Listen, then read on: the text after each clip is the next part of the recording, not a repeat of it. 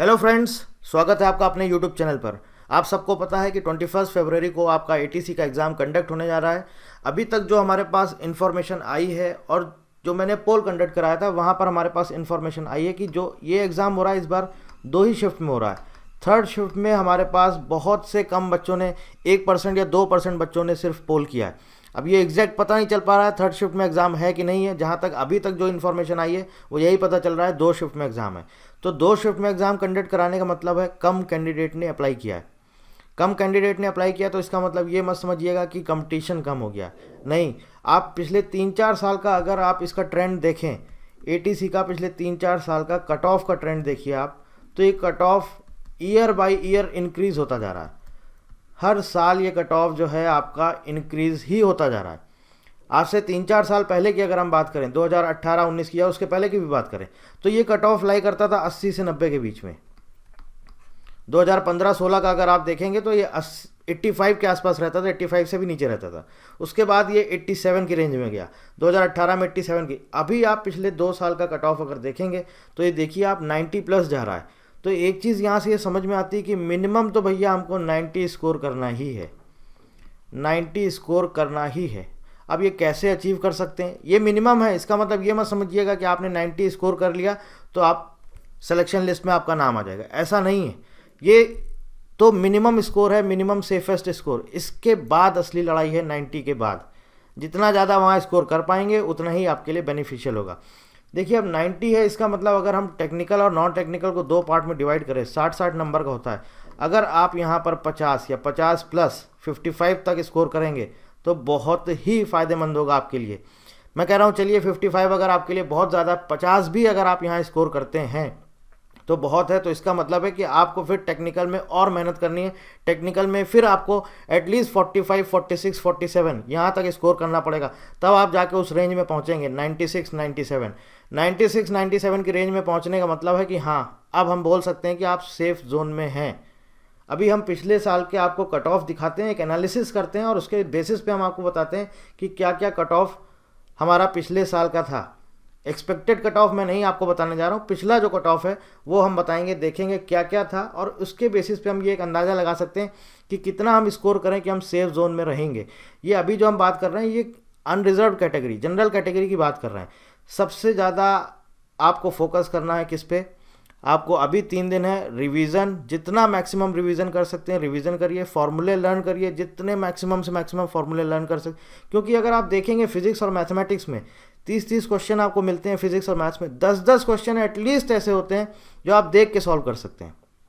और आप देखिए पिछली बार का पेपर मैथ्स में, देखिए ऐसे ऐसे क्वेश्चन पूछे गए कि आपने देखा और I think with in 20 second आप उनको सॉल्व कर सकते हैं। एटलीस्ट आपको 8 से 10 क्वेश्चन ऐसे मिलते ही मिलते हैं।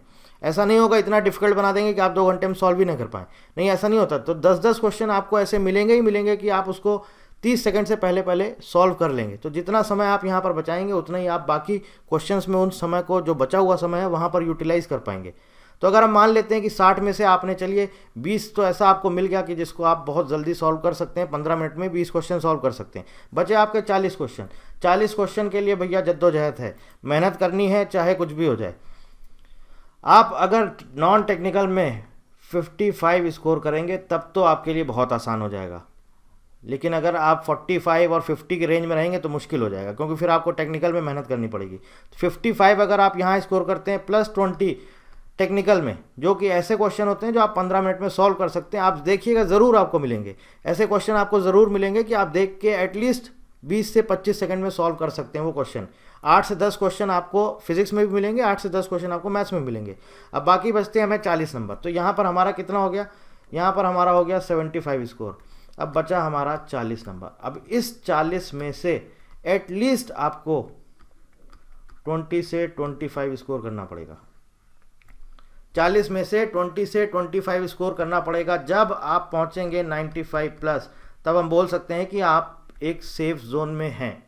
और आप देख ही रहे हैं हर साल कट ऑफ बढ़ता जा रहा है। तो ये देखिए, पेपर को भी सॉल्व करने का एक क्राइटेरिया होता है, एक तरीका होता है कि इस तरह से सॉल्व करना है। एक अपना पूरा टारगेट जैसे हमारा रहता है कि हमने एक एक सेक्शन डिवाइड कर लिया, अच्छा इसमें इतना स्कोर करना है, इसमें इतना स्कोर करना है, इसमें इतना, यहाँ पर इतना टाइम देना है, यहाँ पर इतना टाइम देना है, यहाँ पर इतना टाइम बचाना है। उस टाइम को नॉन टेक्निकल को जो भी हमारा टाइम बचेगा उसको हमें टेक्निकल में यूटिलाइज करना है, मैथ्स में यूज़ करना है। अगर आपका मैथ्स स्ट्रांग है तो आप फिजिक्स के लिए टाइम बचा सकते हैं कि जो भी टाइम बचाएंगे वो हम अपना फिजिक्स में यूटिलाइज करेंगे। अगर आपको लगता है कि हमारा फिजिक्स बहुत स्ट्रांग है, हमारे लिए मैथ्स थोड़ी डिफिकल्ट है, तो फिजिक्स जितनी जल्दी सॉल्व कर सकते हैं सॉल्व करिए, मैथमेटिक्स में अपना टाइम यूटिलाइज करिए।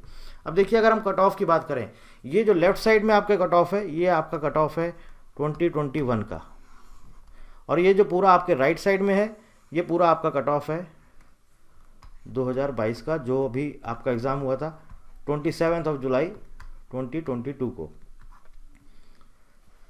देखिए 2021 की बात करें, रिटन एग्ज़ाम में जनरल कैटेगरी का कट ऑफ 93, आप देख सकते हैं कट ऑफ ही गया था 93। 2021 की हम बात बता रहे हैं आपको।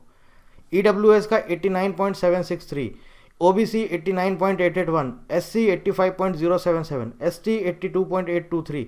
लेकिन इतने से काम नहीं चलने वाला, ये रिटन एग्ज़ाम का है। फाइनल कट ऑफ हम देखें तो जिस पे सिलेक्शन हुआ है जनरल कैटेगरी का वो गया है 95.645।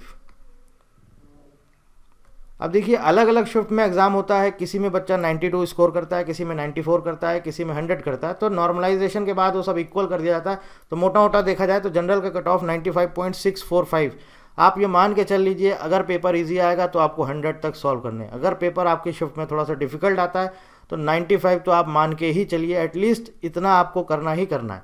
EWS का देखिए 91 था, OBC का 92, SC का 86.789, ST का 84, और उसके बाद सेकेंड लिस्ट आई जिसमें 94.684 कट ऑफ गया। तो आप समझ रहे हैं, आप ये सोचेंगे कि हम 94.6 कर लेंगे तो चलो हमारा सेकेंड लिस्ट में नाम आ जाएगा। आपको टारगेट जब सेट करना है तो टारगेट थोड़ा सा बड़ा ही सेट करिए, आप कोशिश करिए कि 95 प्लस ही हम स्कोर करें। आप ये क्यों सोच रहे हैं कि हमें 94 कर लेंगे तो हम सेकंड लिस्ट में नाम आ जाएगा। बहुत से स्टूडेंट ये सोचते हैं कि अरे चलो 95 कट ऑफ गया, चलो हम 94 तक भी हमारा आ जाएगा, 93 भी आ जाएगा तो हमारा सेकंड लिस्ट में नाम आ जाएगा।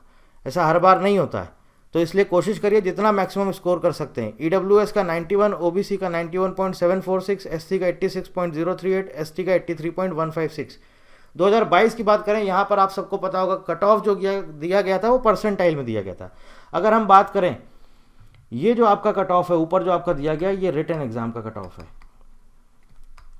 रिटन एग्जाम जो 27 जुलाई को हुआ था, ये आपका रिजल्ट डिक्लेयर हुआ है 19 सितंबर 2022 को, और उसके बाद फाइनल कट ऑफ जो फाइनल रिजल्ट डिक्लेयर हुआ था वो हुआ 28 नवंबर 2022 को। ये उसका कट ऑफ है फाइनल, मतलब कि इतना आपको स्कोर करना पड़ेगा, इतना परसेंटाइल आपको स्कोर करना पड़ेगा, तब आप बोल सकते हैं कि हम एक सेफ जोन में हैं। तो अगर हम बात करें यहाँ पर 99.854, ये देखिए शिफ्ट 1 में 93 जिसका स्कोर आया है, परसेंटाइल में कैलकुलेट किया गया है 99.854। अब ऐसा नहीं है कि 93 आपने स्कोर कर लिया है तो आपका सिलेक्शन हो गया, ऐसा नहीं है। बहुत सारे कैंडिडेट जिनका 93 था उनको नहीं बुलाया गया था। शिफ्ट 2 में 97, शिफ्ट 3 में आप देख रहे हैं 102। तो आप समझ सकते हैं कि आपको कितना स्कोर करना है, तब आप जाके कहीं उस रेंज में पहुंचेंगे। तो आप ये मान के चलिए 95 से 100 ये आपका टारगेट होना चाहिए। 20 क्वेश्चन आप ऐसे हैं जो आपको लगता है बहुत डिफिकल्ट हैं, वो 20 क्वेश्चन आप छोड़ सकते हैं, आपको नहीं समझ में आ रहा, या फिर लास्ट में आप तुक्का मार सकते हैं, लेकिन आपको 95 से 100 के बीच में स्कोर करना ही पड़ेगा। और OBC और EWS कैटेगरी अगर हम देखें, पहले इनके और जनरल कैटेगरी के कंपैरिजन में बहुत डिफरेंस रहता था, 7-7, 8-8 नंबर का डिफरेंस रहता था। अभी वो डिफरेंस धीरे धीरे कम होता जा रहा है। आप देख रहे हैं 1-2 नंबर, 3 नंबर, अब ये धीरे धीरे 2-3 नंबर की रेंज में लाई कर रहा है। पहले कट ऑफ का डिफरेंस रहता था 7-7, 8-8 नंबर। सपोज अगर जनरल कैटेगरी का गया है आपका 85 तो OBC का जाएगा 80, SC ST और 75, 76, 77 ऐसे जा रहा है। तो 7-8 नंबर का पहले डिफरेंस रहता था, अभी वो 2-3 नंबर आ गया।